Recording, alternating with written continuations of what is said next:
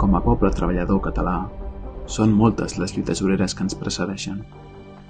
Lluites que venen de lluny, però que no ens han de fer oblidar qui som i on volem arribar.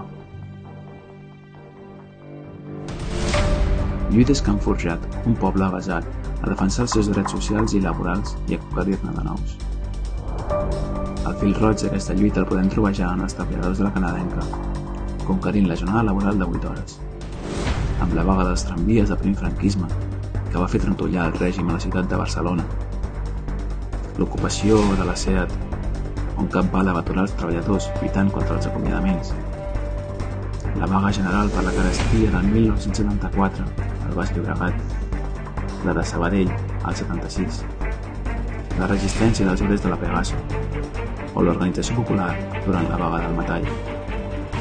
Aquest és el mateix fil roig que segueixen les recents vagues de Panrico, Caraulat, Inditex, els taxistes, els estibadors i els raiders reivindicant els seus drets. Els efectes econòmics de la crisi es comencen a sentir i es sentiran amb més força en els propers mesos, i l'estat espanyol ens ha deixat clara una cosa. La acción de dedicar recursos a proteger y a garantizar el bienestar de las familias españolas, en particular de las familias trabajadoras.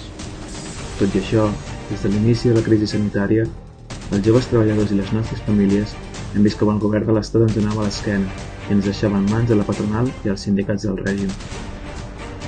Com sempre, la gran empresa ha mirat tan sols pels seus interessos i els sindicats no han mogut un dit.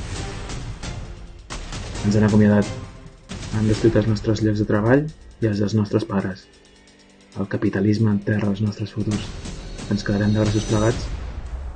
Ells van estar a l'alçada de la seva època, van ser reprimits, estomacats i privats dels seus drets i llibertats.